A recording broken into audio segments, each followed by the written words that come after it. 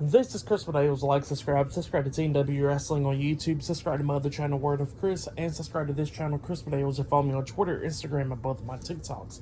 It'll all be down there in the description box, and I'm here to do my WWE SummerSlam 2023 predictions. So here we go, discussing about this Saturday's SummerSlam. These are my predictions for these matches that's going to be happening. I think there's only 8 matches in total for this match card, which, you know, usually there's like a lot more matches on SummerSlam, but this year it ain't too much, and you know what, I think that's a good thing. At least every match will get like a good length, you know. 8 matches ain't that bad, at least. One of the matches that was supposed to be on the match card was Trish Stratus and Becky Lynch. That match was supposedly supposed to happen on SummerSlam, but it's going to be happening in 2 weeks on Raw, so there you go. But apparently what the rumors are is that match got replaced with the first match we're going to be talking about, and it is the SummerSlam Battle Royale. So yeah, there's going to be some people in this match. We got LA Knight that's in this, Sheamus is in this, just a lot more people, you know. A lot of people that's probably, you know, that's going to be on SummerSlam, like probably like Santos Escobar, who knows, like other people like that, you know. They ain't got on the match card. But you know what? I think this is going to be like a pretty good Battle Royale. I think that my pick to win this is LA Knight, obviously, because, you know, he needs to win. And not only that, I think the only reason this Battle Royale is happening is because of it gives LA Knight to do something, so the fans want to hijack the show, you know. But yeah, I think that's what it's mostly for. But that's what I think it is. And you know what? LA Knight is my pick to win the Battle Royal this Saturday at SummerSlam. So yeah, that's my first pick right there. The next match we're going to be talking about, it will be the Intercontinental Champion Gunther versus Drew McIntyre 1-on-1 for the Intercontinental Championship. Now this match, I can already see it. It's going to be a freaking banger. This will probably be like a 5-star match right here. Not even going to lie. McIntyre always throws on some great matches. The same for Gunther. This match is just going to be freaking great. Now, a lot of people have been wanting Drew McIntyre to actually beat Gunther and become the new Intercontinental Champion. But in my opinion, I think that shouldn't happen. Here's why. I think Gunther should be the one to defeat Drew McIntyre and retain the IC title because of multiple things. Number one, it gives Gunther the opportunity to become the longest reigning Intercontinental Champion in WWE history by surpassing the Honky Tonk Man and stuff. And number two, if McIntyre loses this match, it'll give him a good reason to pretty much turn heel, you know, and then go after the World Heavyweight Championship and face Seth Rollins or whoever's the World Heavyweight Champion at the moment it would be then. So yeah, that's why I think it'll be a good way for Gunther to defeat Drew McIntyre and retain the Intercontinental Championship at SummerSlam. That's my pick right there. The next match we're going to be talking about, it will be a triple threat match. It will be the WWE Women's Champion Asuka versus Bianca Belair versus Charlotte Flair in a triple threat match for the WWE Women's Championship. I think this match will be a freaking good one as well for the women's, of course. These 3 women's going to go at it and everything. But I don't see Bianca Belair winning back the title, definitely after she had that good reign, pretty much becoming the longest reigning Raw Women's Champion and stuff. And, you know, Asuka just won the title not long ago anyways, like I think in like what, May, I think, or June.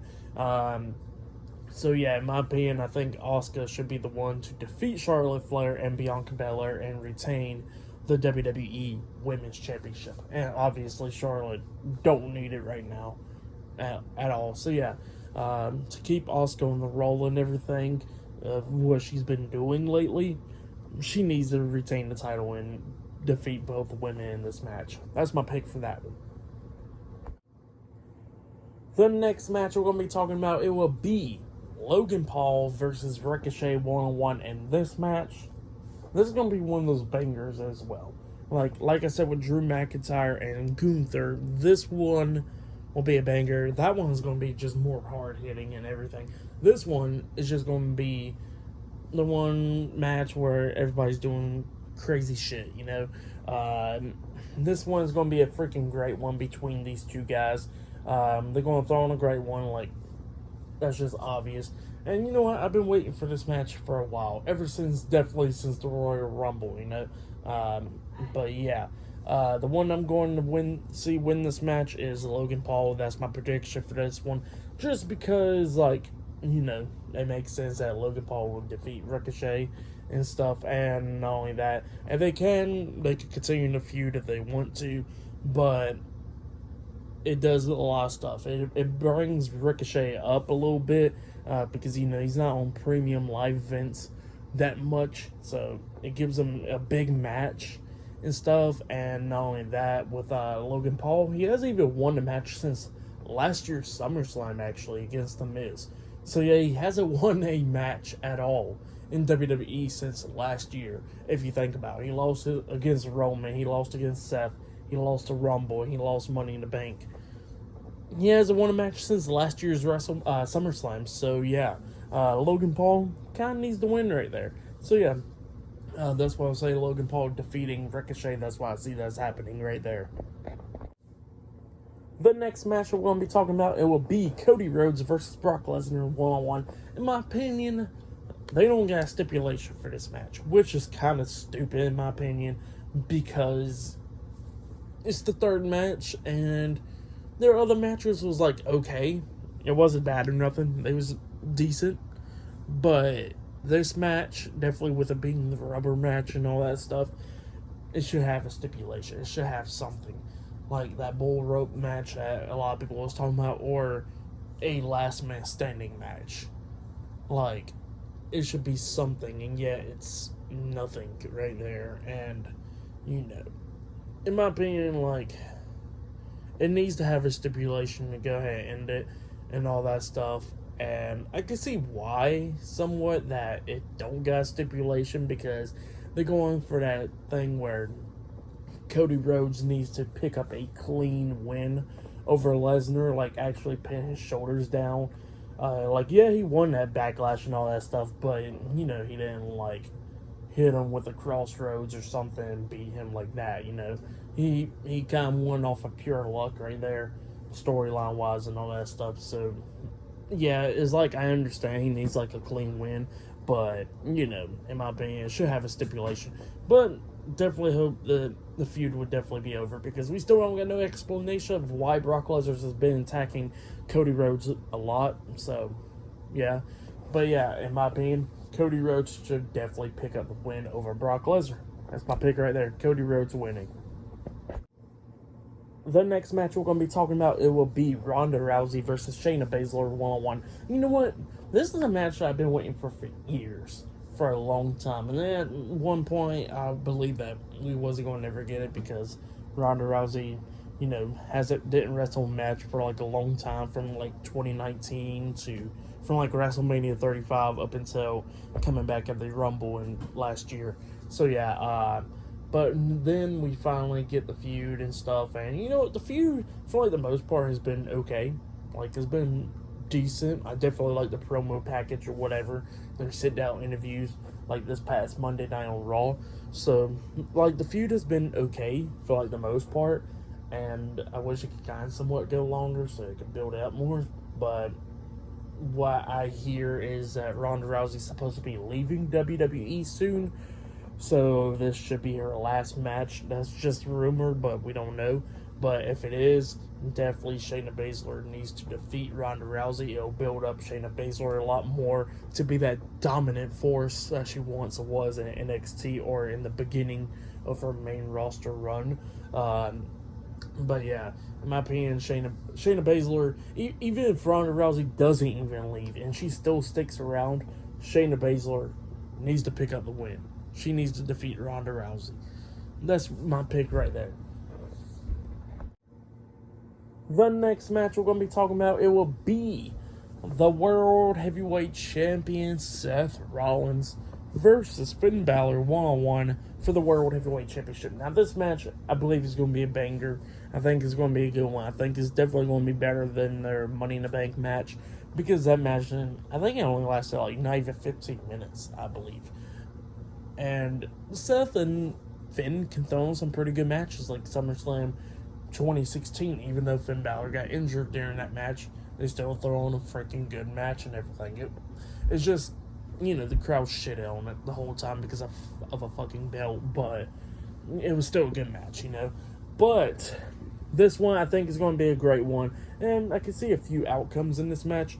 It would be great to see Finn Balor being the new World Heavyweight Champion. Like, don't get me lying, that would be freaking amazing. And hopefully he will become World Champion one day.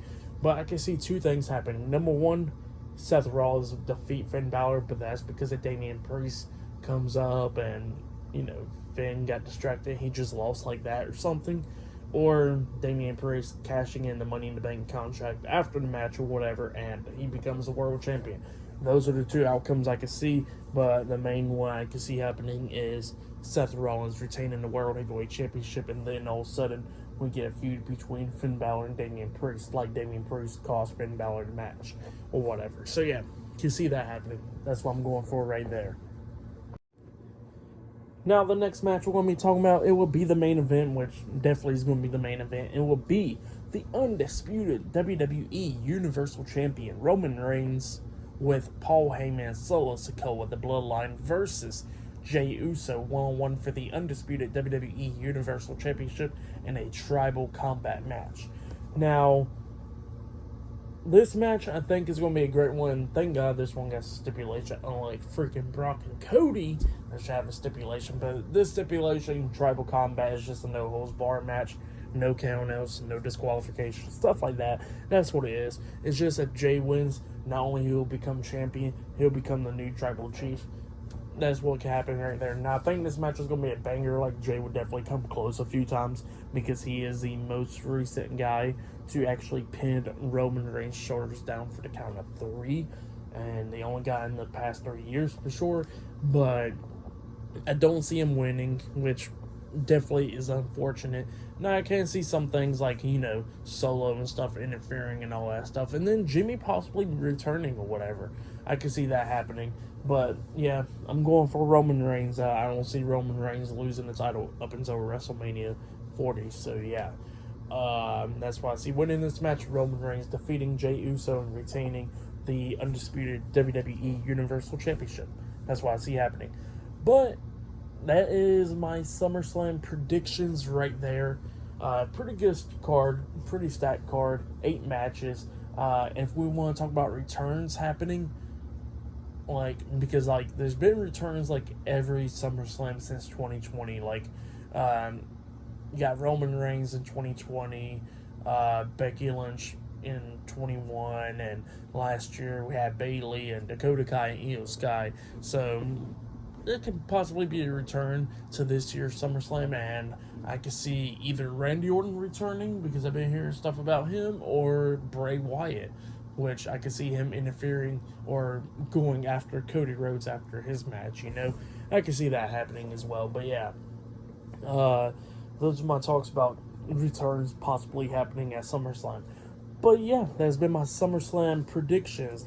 Subscribe to Team W Wrestling on YouTube, subscribe to my other channel, Word of Chris, and subscribe to this channel, Chris Videos, and follow me on Twitter, Instagram, and both of my TikToks. I'll be down there in the description box. And yeah, I'll see you guys later for this Saturday's SummerSlam reviews. See you guys later. Until then.